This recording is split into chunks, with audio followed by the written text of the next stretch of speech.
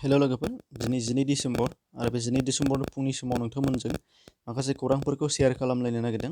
दा बेवहाय नोंथांमोना नुगोन गासैखौबो डिसक्रिपसनावबो लिंक दङ, बेखौ नायफामनो हागोन। दा फैदो फारि फारि फार्स्टआव दङ जे दिनै 2020 मायथाइनि बिटिसि बिसायख'थिनि फिथाइ साननाय जागोन आरो बे भट साननायाव गासै फुंनि 8 रिंगानिफ्रायनो जागायजेनगोन होनदों आरो बेयाव जों नुनो मोनसिगोन दिनैनि दिनावहाय फारियै सोरनि खाफालाव मा दं आरो सोरखौ दैदेनगिरि हिसाबै रायजो राजाफ्रा सायख'नानै दङ बेखौ जों नुनो मोनगोन।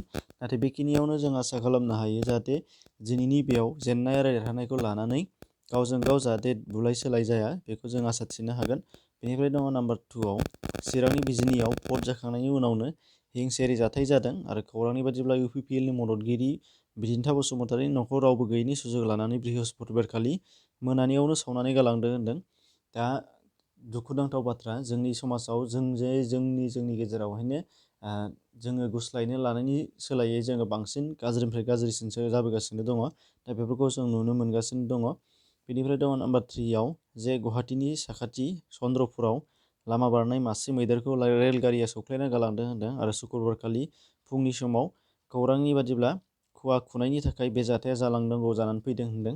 दा बेनिफ्राय दङ नाम्बार 4आव आसामाव जागायफिनबाय फिन CAAनि हेंथायै सोमावसारनाय एबा सिटिजेनशिप एमेन्डमेन्ट एक्टनि थाखाय।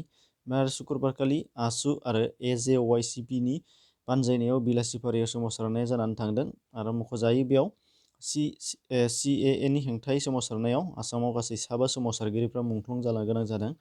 बेनिफ्राय दङ नाम्बार 5 हिसाबै क'क्राझारनि गसाइगाव महकुमानि सिङाव थानाय श्रीरामपुरनि 36 नं श्रीरामपुर गोजौ फरायसालियाव गोदानै भट सोनाया जालांखांबाय शुक्रबाराव।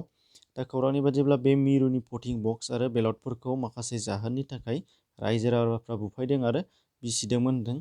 बेनिफ्राय नाम्बार 6आव बाहाय दङ बृहस्पतिबारखालि भट जोबनायनि मोनायावनो चिरांनि रुनिखाता ओनसोलनि 2 नं आस्राबारि गामियाव सिनाय मोनै दुथांफोरा सासे गोरिब आदिबासि न'खरनि प्लास्टिकनि न'खौनो सावनानै होनो लादोंमोन होनदों। नाथाय खौरांनि बादिब्ला सावहांनायावनो थाल मोननानै होसोनो मोनदों, नाथाय सिनायनो मोननाय जायाखै होनदों।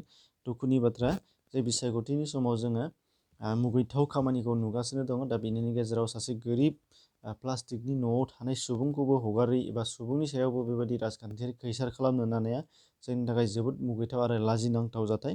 बेनिफ्राय दङ नाम्बार 7आव बाहाय दङ साख्रिनि रादाब कन्ट्रेक्चुएलाव। दा बेहाय मा बबेनि नोंथांमोना नुगोन बाहाय जे ब्रडकास्ट इन्जिनियारिं कनसालटेन्ट्स इन्डिया लिमिटेडनि। दा बाहाय कन्ट्रेक्चुएल जागोन 39टा पस्ट दं। बेनिनो data entry operator, programme assistant, lower division clerk, office attendant, lab attendant बेफोर गासैबो दंजोबो। जुनियर वार्डेनबो दङ।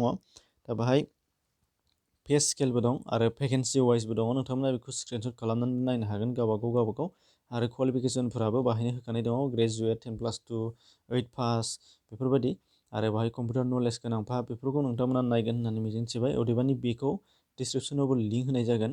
दा बाहाय एप्लाइ खालामनाया अनलाइन सोलिगोन। बिथांमोना मोननै वेबसाइट होदों, www.becil.com बेनिफ्राय becilregistration.com। बे मोननैयावबो नोंथांमोना मोनगोन। अदेबानि बेखौ लिंक होनाय जागोन डिसक्रिपसनाव, बेयाव थानानै खालामहैनो हानाय जागोन गासैबो नोंथांमोना। बेखिनि दिनैनि थाखाय एसेनोसै, गोजोन्थों।